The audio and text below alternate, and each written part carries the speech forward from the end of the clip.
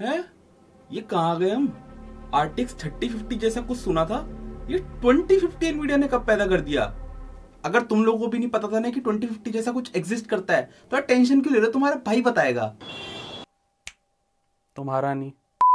RTX 2050 exist ही नहीं करता है डेस्कटॉप स्पेस में, ये एग्जिस्ट करता है लैपटॉप स्पेस में। एंड यहाँ पे इस प्राइस पॉइंट पे आता है ना कि इतनी भर भर की कंफ्यूजन है ना कि हमको 2050 वाला लैपटॉप लेना चाहिए या फिर 1650 वाला लैपटॉप लेना चाहिए। बस इसी कंफ्यूजन को आज मैं दूर करने वाला हूँ। दोनों ही जीपीयू के लैपटॉप वेरिएंट्स की बात करें तो इनका जो ऑन एन एवरेज प्राइस निकल के आता है वो है around 65,000 rupees, regardless of CPU, RAM या फिर ब्रांड। बस ये जो जीपीयू है दोनों 2050 एंड 1650 ये एक ऐसे प्राइस पॉइंट पे आते हैं जहां पे सबसे ज्यादा कंज्यूमर परचेज करते हैं लैपटॉप्स को। बाकी मैं बोलना चाहूंगा कि आज की वीडियो का जो लाइक एम है ना वो है 2.5K का लाइक एम, तो मेक श्योर कंप्लीट करवा देना। एंड यहाँ पे कमेंट करके जरूर जाना बिकॉज ऑफ ऑब्वियस रीजन भाई, एल्गोरिथम को भी तो खुश करना है। बाकी हमारे सोशल मीडिया हैंडल्स पे हमको फॉलो कर लेना, सबके सब लिंक्स डिस्क्रिप्शन में मैंने दे रखे हैं। और अगर आपको यहाँ पे genuine Windows and Office keys को परचेज करना है वो भी यहाँ पे विद इन 10 to 30 मिनट्स आपको डिलीवरी मिल जाएगी एट बेस्ट प्राइस। तो you can check out senpaipcs.com जिसके जो लिंक्स है वो मैंने डिस्क्रिप्शन में दे रखे हैं। मेरी ही वेबसाइट है तो पूरा ट्रस्ट है, टेंशन लेने की बात ही नहीं है। अब देखो क्योंकि हम इन दोनों लैपटॉप जीपीयूज को कंपेयर करने वाले तो आपके लिए इंपॉर्टेंट है जानना इनके स्पेक्स के बारे में, तो एक बार इनके स्पेक्स को कंपेयर कर लेते हैं। देखो यहाँ पे वो सारे इंपॉर्टेंट स्पेक्स मेंशन है जो कि आपको जानना इंपॉर्टेंट है, बट कुछ ऐसे स्पेक्स जो कि आपको समझ आ जाए वो मैं आपको बताना चाहूंगा। जैसे कि आर्किटेक्चर की बात करें तो 2050 बेस्ड है ऑन एम्पियर आर्किटेक्चर, वहीं पे 1650 बेस्ड है ऑन ट्यूरिंग आर्किटेक्चर। तो यहाँ पे हमको न्यूअर आर्किटेक्चर मिलता है विद 2050। दिस मींस कि यहाँ पे हमको सपोर्ट मिलेगा of tensor course and ray tracing course. इसका मतलब ये है कि यहाँ पे डीएलएसएस एंड रे ट्रेसिंग का सपोर्ट मिलेगा हमको 2050 पे, बट 1650 में आपको यहाँ पे सपोर्ट नहीं मिलने वाला इन दोनों ही चीजों का। अगर देखो आपने यहाँ पे स्पेक्स पे थोड़ा ध्यान दिया हो तो यहाँ पे एक सेक्शन है जिसका नाम है वॉट्स। अब यहाँ पे जो 2050 है वो यहाँ पे 3 वेरिएंट्स के अंदर आता है, मतलब डिफरेंट वोल्टेज के साथ आता है। अगर आपको कुछ नहीं पता तो मैं इतना बताना चाहूंगा कि यहाँ पे डिफरेंट वेरिएंट्स होते हैं in terms of voltage, and जितनी ज्यादा वोल्टेज होगी उतना ज्यादा पावरफुल आपको ग्राफिक कार्ड मिलेगा। 2050 के अंदर हमको यहाँ पे 3 वेरिएंट्स मिलते हैं, 30 वॉट्स, 35 वॉट्स एंड 45 वॉट्स। एंड जो 1650 है उसके अंदर आपको 50 वॉट्स वाला वर्जन मिलता है।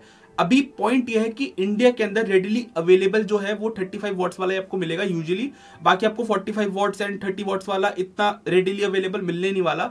जो सबसे ज्यादा मिलता है ना वो 35 वॉट्स वाला ही है। तो अगर आप कोई 2050 वाला लैपटॉप ले भी रहे हो ना तो इन हेड मान के चलना कि आपको 35 वॉट्स वाला ही मिल रहा है, मतलब in most of the cases ऐसा ही होने वाला है। अब देखो मैंने यहाँ पे वॉट्स की बात करी है तो सबसे पहले तो हम 2050 35 वॉट्स की एक बार गेमिंग परफॉर्मेंस को जान लेते हैं, जिससे कि तुम्हें यहाँ पे थोड़ा बहुत आइडिया पता लग जाए कि यार ये जो ग्राफिक कार्ड है ये परफॉर्म करते कैसे हैं। इसके बाद कंक्लूजन की तरफ चलते हैं। एंड अभी निराश होकर मत जाना, तुमको कंक्लूजन में बहुत कुछ बताने वाला हूँ, तो वीडियो को देखते रहना। अब यहाँ पे जो मैं लैपटॉप यूज करने वाला हूँ वो है Acer Aspire 5 जो कि आता है इंटेल कोर i5 1240p के साथ, एंड यहाँ पे आता है 8GB रैम के साथ। इसके अंदर हमको मिलता है 2050 35 वॉट्स, एंड यहाँ पे जो 1240p है ये एक 12 कोर वाला प्रोसेसर है जो कि आता है 4 P course and 8 E course with 16 threads. यहाँ पे जो सारे गेम्स है उनको बेंचमार्क करा गया है on 1080p resolution while plugged in with the power brick, and यहाँ पे जो पावर ब्रिक है वो है 90 वॉट्स वाली। यहाँ पे जो पहला गेम है वो है बैटलफील्ड 5, एंड यहाँ पे हमको एक प्लेबल एक्सपीरियंस मिल जाता है, बट 1% लॉस इतने अच्छे नहीं मिलते हमको। इसके बाद चलते हैं डूम इटर्नल की तरफ। यहाँ पे मैं बोल सकता हूँ कि एटलीस्ट आपको अच्छा खासा प्लेबल एक्सपीरियंस मिलता है। इसके बाद जो नेक्स्ट गेम है वो है GTA 5, एंड ये तो एक IGP भी चला देता है, तो ये तो एक डेडिकेटेड ग्राफिक कार्ड है। एंड यहाँ पे हमको एवरेज एंड 1% लॉस काफी अच्छे मिलते हैं। इसके बाद जो नेक्स्ट गेम है वो है मेट्रो एक्सोडस, एंड यहाँ पे हमको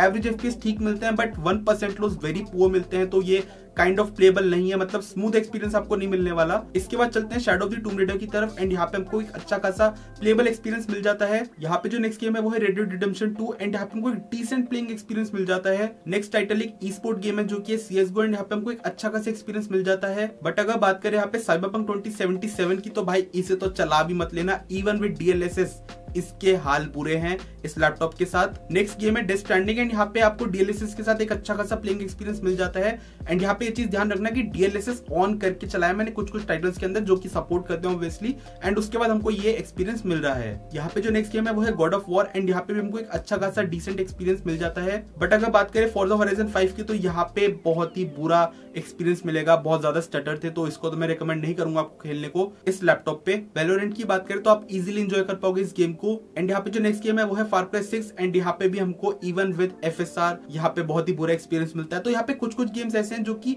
डिसेंट एक्सपीरियंस दे पा रहे हैं, बट कुछ कुछ गेम्स ऐसे हैं जो कि बहुत ही बुरे हमको 1% लॉस देते हैं, जिसकी वजह से जो ओवरऑल फ्रेम टाइम है, जो स्मूथनेस होती है ना गेम की, वो बहुत ज्यादा इफेक्ट हो रही है। अब ये जो Acer Aspire 5 लैपटॉप है ना, इसको कंप्लीटली गेमिंग लैपटॉप मत समझना, ये एक्चुअली में आता है थिन एंड लाइट सीरीज वाले लैपटॉप की कैटेगरी के अंदर। तो इसको कंप्लीटली गेमिंग सेंट्रिक डिवाइस मत समझो। हाँ, ये गेमिंग करवा देता है, बट ये थिन एंड लाइट सीरीज के अंदर आता है। तो इसको दूसरे 2050 वाले डेडिकेटेड गेमिंग लैपटॉप से कंपेयर मत करना। इसकी जो परफॉर्मेंस है वो आपको उनके कंपैरिजन में कम ही मिलने वाली है, and this is the reason कि ये सस्ता भी है। अब ये जो RTX 2050 है ना, इसके अंदर आपको मिलती है RT कोर्स। बताना भूल गया आपको, ये बहुत इंपॉर्टेंट चीज है, मिलती है इसके अंदर RT कोर्स, बट ये इतनी ही काम आने वाली है जितना कि बिरयानी के अंदर इलायची होती है ना, बस फ्लेवर देती है, बाकी आप उसको जब खाते हो तो निकाल के फेंक देते हो। वैसे ही काम इसके अंदर RT कोर्स का है। मतलब नाम का RT कोर्स है, रे ट्रेसिंग कर सकते हो बट करवा नहीं पाएगा। मतलब समझ गए ना, बहुत वाही आता है, ऑन मत कर लेना। हाँ, बस ये बेनिफिट जरूर है कि आपको DLSS मिलता है, एंड ये जो टेक्नोलॉजी है ना, ये आपके डेफिनेटली FPS एंड एक्सपीरियंस को एलिवेट करेगी, एंड ये आपको 1650 के साथ नहीं मिलेगा। अब बात कर लेते हैं यहाँ पे कंक्लूजन की। तो अगर गेमिंग परफॉर्मेंस की बात करें तो 2050 एंड 1650 ऑलमोस्ट सेम परफॉर्म करते हैं गेमिंग परफॉर्मेंस के टर्म्स में। 1650 यहाँ पे कुछ गेम्स के अंदर थोड़ा बेटर परफॉर्मेंस देता है because of more power drawing headroom, but वही हेडरूम 2050 फुलफिल कर लेता है अपने DLSS वाले फीचर से। तो ऑलमोस्ट सेम परफॉर्मेंस देते हैं दोनों के दोनों ही ग्राफिक कार्ड। तो अगर आप यहाँ पे 1650 वाला लैपटॉप लेते हो, क्योंकि 50 वॉट्स मैंने आपको बताया, वॉटेज पावर ड्रॉइंग उसका हेडरूम ज्यादा है, एंड अगर आप 2050 वाला लैपटॉप लेते हो तो उनकी परफॉर्मेंस जो होगी वो ऑलमोस्ट आप बोल सकते हो गेमिंग के अंदर सेम ही होने वाली है। 2050 आपको यहाँ पे कुछ सिनेरियोज के अंदर बिकॉज ऑफ DLSS, वो भी डिपेंड करता है कि आपका गेम DLSS सपोर्ट करता है या फिर नहीं। अगर करता है तो आपको डेफिनेटली वो गेम्स के अंदर FPS एलिवेट एंड जो स्मूथनेस होगी वो एलिवेट करके देगा, बट ओवरऑल अगर देखें तो ऑलमोस्ट सेम परफॉर्म करते हैं दोनों के दोनों ही ग्राफिक कार्ड। तो अगर 65,000 रुपीज के अराउंड कोई भी लैपटॉप ढूंढ रहे हो गेमिंग वाला स्पेसिफिकली, तो आपके सामने दो ऑप्शंस आते हैं, 2050 एंड 1650। तो अगर हम सिर्फ इसकी रॉ हॉर्स पावर को कंपेयर करें तो ऑलमोस्ट सेम परफॉर्म करते हैं, बट जैसे कि मैंने बोला DLSS का सपोर्ट मिलता है आपको 2050 के साथ। तो वहां पे आपको जो गेम सपोर्ट करेंगे DLSS, वहां पे आपको मच स्मूदर एक्सपीरियंस एंड ज्यादा FPS, better 1% loss and overall better gaming performance. But ये चीज ध्यान रखना कि वो गेम DLSS सपोर्ट करना चाहिए या फिर FSR, समझ गए होगे आप। अब देखो, आप में से काफी सारे लोग सोच रहे होंगे कि यार कुछ बेटर हो सकता है इससे। तो देखो, बेटर मेरे ओपिनियन में तो ये है कि अगर आप 65,000 रुपीज पे करना चाह रहे हो तो 3 से 5,000 रुपए एक्स्ट्रा पे करो, बिकॉज देखो लैपटॉप एक ऐसी चीज है ना जो कि आपको थोड़े लंबे टाइम तक चलानी होती है। ये नहीं कि मतलब आज खरीदा तो कल फेंक दिया या फिर 1 साल बाद आपने कर दिया उसको खत्म, नहीं, थोड़ा लंबा चलाना होता है। तो मैं तो आपको रेकमेंड ये करूंगा कि अगर 3 से 5,000 रुपए एक्स्ट्रा पे करना चाहते हो तो आप एक 3050 वाले लैपटॉप की तरफ जाओ, बिकॉज आपको डेफिनेटली वो रॉ हॉर्स पावर ज्यादा देने वाला है, उसके जो रेस्टोराइजेशन परफॉर्मेंस है वो बेटर मिलने वाली है इन दोनों ही ग्राफिक कार्ड से। मतलब बोलने की भी जरूरत नहीं है, much better smoother game play and stronger 1% and 0.1% loss. And थोड़ा फ्यूचर प्रूफिंग के बारे में बात नहीं करना चाहूंगा, बट हाँ आपको ये है कि गेमिंग थोड़े अच्छे FPS के साथ अच्छी सेटिंग्स पे करवा के देगा 3050 वाला लैपटॉप। एक दो ऑप्शंस की बात करूं तो Asus TUF Gaming A15 आता है 68,000 रुपीज तक का, 4800H के साथ आता है, 3050 के साथ आता है।